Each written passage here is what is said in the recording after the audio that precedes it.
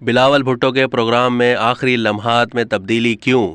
وزیر خارجہ بلاول بھٹو واشنگٹن سے نیو یارک میں موجود ہیں، جہاں انہوں نے اپنی منصبی ذمہ داریوں کے حوالے سے مصروف دن گزارا۔ تاہم میڈیا میں آنے والی خبروں کے مطابق وزیر خارجہ کے براہ راست نیو یارک پہنچنے کے بجائے واشنگٹن میں ان کے قیام کے حوالے سے متضاد خبریں سامنے آ رہی ہیں، جن کی وزارت خارجہ یا پاکستان پیپلز پارٹی کی جانب سے کوئی وضاحت سامنے نہیں آئی۔ لندن میں پاکستانی سفارت خانے کے حوالے سے سامنے آنے والی اطلاعات کے مطابق بلاول بھٹو واشنگٹن پہنچے تھے، جہاں سے وہ بذریعہ کار نیو یارک گئے، جس کی وجہ سفارت خانے کے حکام کے مطابق یہ بتائی گئی کہ ازبکستان سے براہ راست نیو یارک کی پرواز وزیر خارجہ سے چھوٹ گئی تھی۔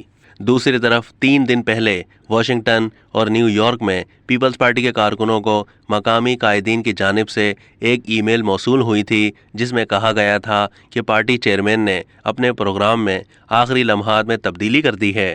اب وہ نیو یارک آنے کے بجائے واشنگٹن جائیں گے۔ اس حوالے سے بعض قیاس آرائیاں بھی کی جا رہی ہیں، جسے اقوام متحدہ میں پاکستان مشن نے مسترد کر دیا۔